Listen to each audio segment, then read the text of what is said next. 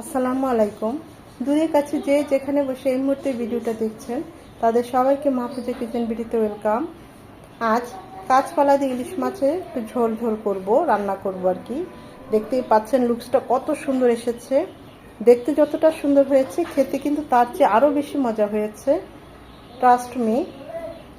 যারা নতুন এখনও যারা এভাবে কাঁচকলা দিয়ে ইলিশ মাছটা ট্রাই করেন নাই, বিশেষ করে ইলিশ মাছটা, অন্য যে কোনো মাছে রান্না করা যায়, রুই মাছ, বোয়াল মাছ, কাতল মাছ, এভাবে একই রেসিপিতে, কিন্তু ইলিশের যে ফ্লেভারটা এটা কাঁচকলার সাথে খুবই ভালো যায়, টেস্ট আরও বাড়িয়ে দেয়।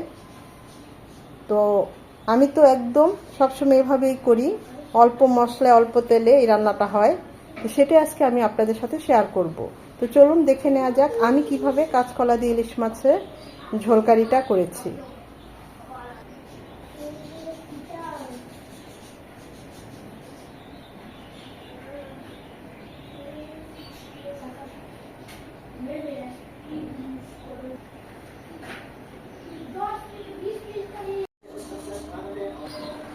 কাঁচকলা দিয়ে ইলিশ মাছ রান্না করব। ছোট সাইজের দুটো ইলিশ নিয়েছি, একদম তরতাজা কাঁচকলা, বাজারের সেরা কাঁচকলা। এখন মাছগুলো কেটে ছেটে সুন্দর করে পরিষ্কার করে ধুয়ে নেব।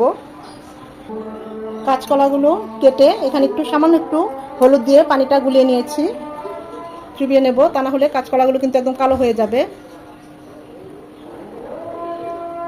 আবার চাইলে একটু হলুদ আর একটু সামান্য একটু লবণ দিয়ে মাখিয়ে রেখে দিতে পারেন ভালোভাবে ধুয়ে। তা আমি এই হলুদের পানিতে একটু চুবিয়ে তারপর রেখে দেবো যে পর্যন্ত রান্নাটা শুরু না করি। মাথা, লেজ আর লেজের পাশে 2 টুকরা বাদ রেখে আমি 4টা পিস নিয়েছি এই ইলিশ মাছ। এখন সামান্য একটু হলুদ গুঁড়ো, স্বাদ মতো লবণ দিয়ে মাছটাকে মাখিয়ে নেব।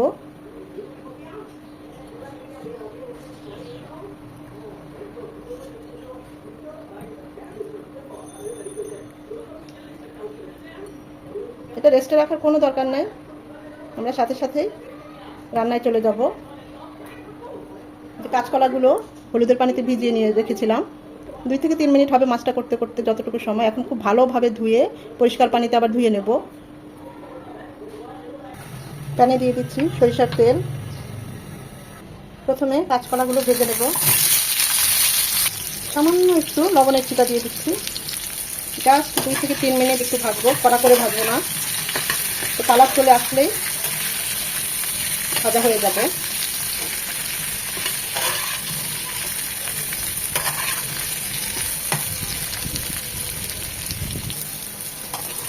একটু বেশি ভাজবো না, এটা এখনই নামিয়ে নেব। এই প্যানে আবার দিয়ে দিচ্ছি সরিষার তেল ইলিশ মাছগুলো ভাজার জন্য।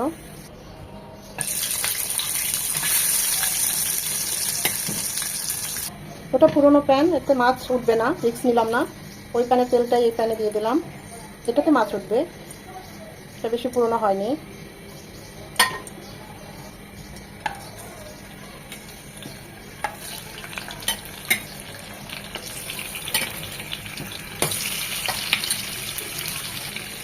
মাছ থেকে যা সুন্দর একটা গ্রাম বের হয়েছে না, পদ্মার ইলিশ, যদিও ছোটো তারপরও পদ্মার, এইটুকু সান্ত্বনা, খেতেও তেল উঠবে সুস্বাদু।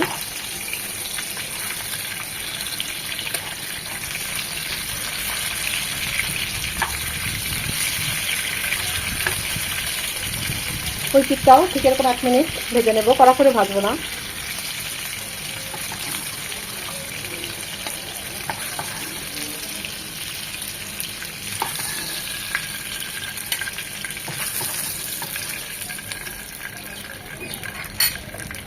এই তেলে মাছের পেটি দুটো ভেজে নেব। প্যানে দিয়ে দিচ্ছি সরিষার তেল 2 চামচ। তেলটা গরম হয়ে এলে দিয়ে দেবো 2 চামচ পেঁয়াজ কুচি। পেঁয়াজটা এরকম নরম হয়ে এলেই, একদম লাল লাল করা লাগবে না, দিয়ে দেবো 1 চামচ আদা রসুনের পেস্ট, 1/2 চামচ আদা 1/2 চামচ রসুন। এটাকে 1 মিনিট ভেজে নেব যেন এর ঝাঁঝালো গন্ধটা চলে যায়।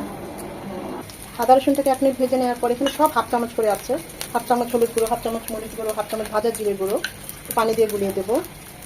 গুঁড়ো মশলা পানি দিয়ে গুলিয়ে দিলে বাটা মশলার ফ্লেভার টেস্ট দুটোই আসে। এছাড়া মশলাগুলো পুড়েও যাবে না, কষানোটাও খুব ভালো হবে। মশলাটা খুব ভালোভাবে কষিয়ে নিয়ে দিয়ে দেবো কাঁচকলাটা যেগুলো ভেজে নিয়েছিলাম। মশলার সাথে খুব ভালোভাবে নেড়ে চেড়ে মিশিয়ে নেব। 2 থেকে 3 মিনিট কাঁচকলাটা মশলার সাথে কষিয়ে নেব।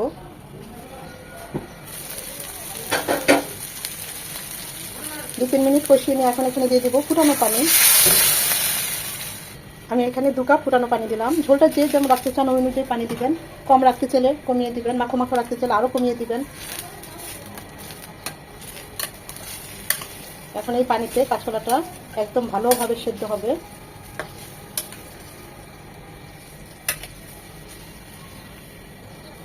3 থেকে 4 মিনিট কাঁচকলাটাকে কুক করে নেব।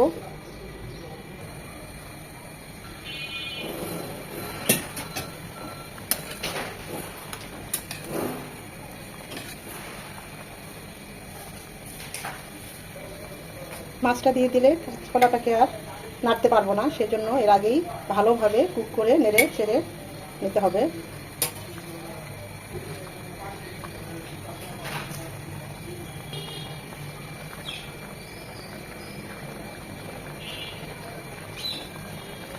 মাছটা মেরিনেশনের সময় লবণ দিয়েছি, কাঁচকলাটা ভাজার সময় সামান্য লবণ দিয়েছি। তাই লবণটা খুব বুঝে দিতে হবে, টেস্ট করে তারপরে দিবেন।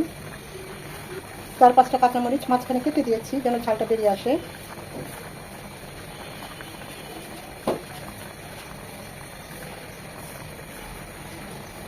দিয়ে দিব 1/2 চামচ ভাজা জিরে গুঁড়ো। এখন এটা 8 থেকে 10 মিনিট কুক হবে। মাঝে অবশ্যই আরেকবার নেড়ে চেড়ে দিতে হবে। ইলিশ মাছের সুঘ্রাণে পুরো ঘর ছেয়ে গেছে। টেস্ট করেছি, সব ঠিক আছে। ঝোলের মধ্যে মাছগুলো ডুবে আছে, তাই উল্টে দিলাম না। এটা আরেকটু হবে, আরও 2 থেকে 3 মিনিট হবে। এখন আর ঢাকবো না, এভাবে আরেকটু ঝোলটা টানিয়ে নেব। কাঁচকলা দিয়ে ইলিশ মাছের তরকারি তো আমার অলমোস্ট ডান। চারপাশে দেখুন তেল উঠে এসেছে। আমি এই ঝোলটাই রাখবো, আপনারা চাইলে আরেকটু মাখো মাখো ঝোলটা টানিয়ে নিতে পারেন। আমি এখন চুলাটা অফ করে দেব।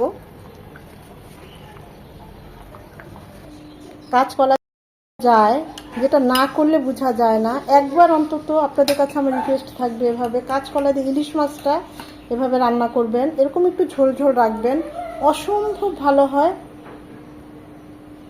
এটা না করলে বোঝার উপায় নেই এটা এতটা ভালো হয়, আর যারা করে খান তারা তো জানেনই।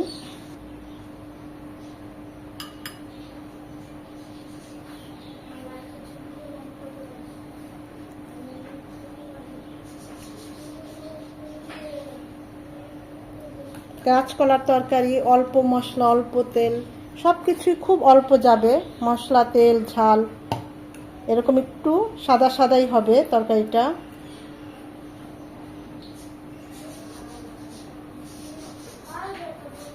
রেসিপি খুবই সিম্পল কিন্তু খেতে অসম্ভব মজার।